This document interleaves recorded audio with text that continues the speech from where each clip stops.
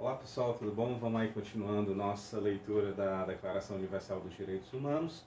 Nós estamos no artigo 23, são 30 ainda que a gente falta do caso 7, certo? Beleza? Vamos lá. O 23 vai falar o seguinte: toda pessoa tem o direito ao trabalho, certo? Ao emprego, à livre escolha do emprego, a condições justas e favoráveis de trabalho e a proteção contra o desemprego. Em caso de desemprego, nós temos direitos aí a seguro-desemprego, né, por exemplo. Nesse período de pandemia, o governo está ajudando as pessoas que estão desempregadas com a taxa de R$ 600, beleza? Toda pessoa, sem qualquer distinção, tem direito a igual remuneração por trabalho, por igual trabalho. O problema que acontece no Brasil é que muitas vezes a mesma função exercida entre homens e mulheres, as mulheres às vezes ganham 30% a menos que os homens. Isso por uma questão às vezes de machismo tradicional no Brasil, existe essa disparidade entre salários entre homens e mulheres. Isso não deve ser aceito, o salário tem que ser igual, independente de ser homem ou mulher. Vamos lá. Toda pessoa que trabalhe tem direito a uma remuneração justa e satisfatória, que lhe assegure, assim como a sua família, uma existência compatível com a dignidade humana. Você tem que ter o básico, no mínimo, né? Assim, de condições de sobrevivência, de higiene, de conforto. E aqui se acrescentarão, se necessário, outros meios de proteção social. Se necessário, o governo, por exemplo, tem que chegar junto dessas famílias. Toda pessoa tem o direito a organizar sindicatos e neles ingressar para a proteção dos seus interesses. Então, se você participa de uma empresa grande, você pode se organizar com aqueles funcionários, com seus colegas e formar um sindicato, por exemplo, para lutar pelo seu direito, né? Que o sindicato acaba sendo a voz dos empregados diante do patrão. Então, isso é um direito que você tem de participar também, certo? Artigo 24. Toda pessoa tem direito ao repouso, ao lazer, inclusive à limitação razoável das horas de trabalhos e férias periódicas e remuneradas. É óbvio, né? A gente pensa, poxa, por que isso está aí na declaração?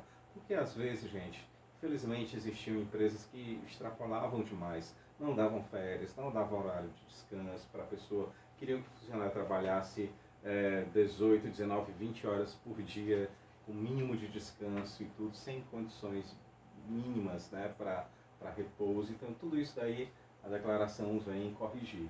Beleza?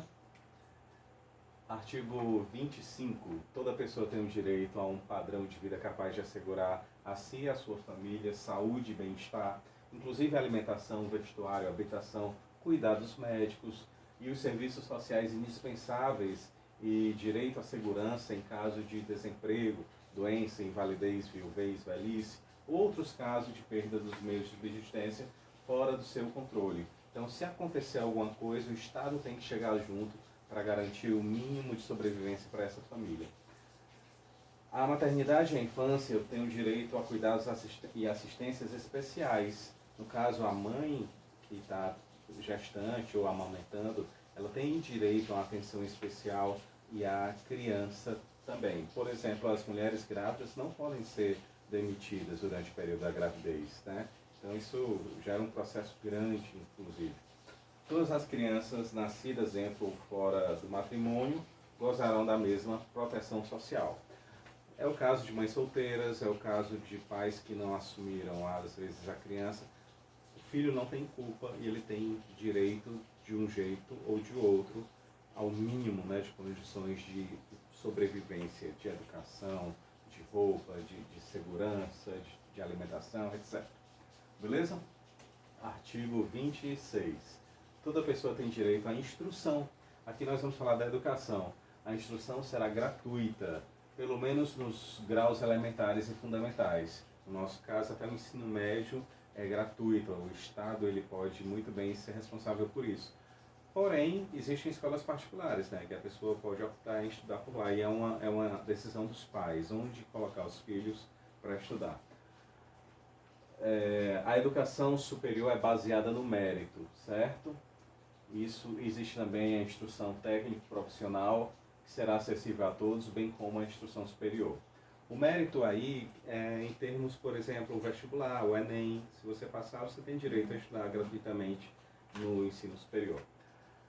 A instrução será orientada no sentido do pleno desenvolvimento da personalidade humana e do fortalecimento do respeito pelos direitos humanos e pelas liberdades fundamentais. A instrução promoverá a compreensão, a tolerância e a amizade entre todas as nações e grupos raciais ou religiosos e coadjuvará as atividades das Nações Unidas. Então, ele está falando aqui da importância que é para a educação por uma nação, né? O desenvolvimento de qualquer país só passa se for pela educação. Em prol da manutenção da paz. Os pais têm prioridade de direito na escolha do gênero de instrução que será ministrado por seus filhos. Então, os pais podem escolher. Não podem se omitir. Se os pais não se preocuparem com a vida escolar do menino, não colocar o menino na escola, eles podem inclusive responder judicialmente, pode ser acionado o Conselho Tutelar contra esses pais. Ok? Vamos lá. O artigo 27. Toda pessoa tem o direito de participar livremente da vida cultural da comunidade, de fruir as artes e de participar dos processos científicos e de seus benefícios. Então a comunidade é cheia de manifestações culturais, artísticas, científicas, que você tem o direito de participar. Tanto no sentido de ser espectador, como ser mesmo atuante ali na cultura ou na ciência. Beleza? Toda pessoa tem o direito à proteção dos interesses morais e materiais decorrentes de qualquer produção científica, literária ou artística da qual seja o autor. Então, se você é o autor, por exemplo, daquela música, você foi quem criou aquele texto, você tem, digamos assim, seus direitos garantidos em cima daquela obra. Beleza? Vamos lá. Artigo 28. Toda pessoa tem o direito a uma ordem social internacional em que os direitos e liberdades estabelecidos presentes na declaração possam ser plenamente realizados. Então deve existir uma ordem internacional entre os países membros da ONU que possa respeitar, que todos eles possam respeitar e colocar em prática os artigos da declaração, né? Possam respeitar os direitos das pessoas. Beleza? Todos esses direitos têm que ser garantidos. O artigo 29 vai falar de deveres. Toda pessoa tem deveres para com a comunidade em que o livre e pleno desenvolvimento da sua personalidade é possível. No exercício dos seus direitos e liberdades, toda pessoa estará sujeita apenas às limitações determinadas pela lei, exclusivamente com o fim de assegurar o devido reconhecimento e respeito dos direitos e liberdades de outrem, de outra pessoa. Deixa eu voltar um pouquinho aqui. Passou?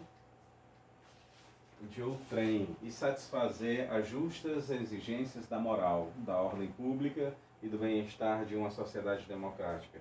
Esses direitos e liberdades não podem, em hipótese alguma, ser exercidos contrariamente aos propósitos e princípios das Nações Unidas. Então, se no artigo 28 falava de direitos, o 29 vem falar dos deveres. Nós temos que garantir os deveres dos outros, certo? Do mesmo jeito que a gente quer que o nosso seja garantido. A gente tem que garantir os direitos dos outros. É um dever nosso. Vamos então para o último, artigo 30. Nenhuma disposição da presente declaração pode ser interpretada como... Voltou? Não sei porque está falhando. Nenhuma disposição da presente declaração pode ser interpretada como reconhecimento a qualquer Estado, grupo ou pessoa do direito de exercer qualquer atividade ou praticar qualquer ato destinado à destruição de quaisquer dos direitos e liberdades aqui estabelecidos. Então, o que é que o 30 está dizendo? Ele está dizendo que todos esses outros 29 artigos têm que ser respeitados, têm que ser colocados em prática. Não pode haver falhas nisso daí. Que a humanidade não repita os erros do passado. Infelizmente, a gente continua vendo, né? Eu vi recentemente um caso de um jovem de 14 anos, um menino que foi assassinado pela polícia, negro, né, pobre. Então, infelizmente, são situações que a gente vê acontecendo aí em alguns países, e aqui no Brasil não é diferente. Mas a intenção da declaração é evitar que esse tipo de coisa aconteça novamente, continue a acontecer. A gente tem que viver com respeito à pessoa humana, respeito aos direitos, às liberdades, ao pensamento, às escolhas de cada um, à vida de cada um. Então nós temos que aprender a respeitar e aprender a conviver com todo mundo, mesmo com tanta diferença. Tá joia? Um abração a todos e até a próxima. Valeu!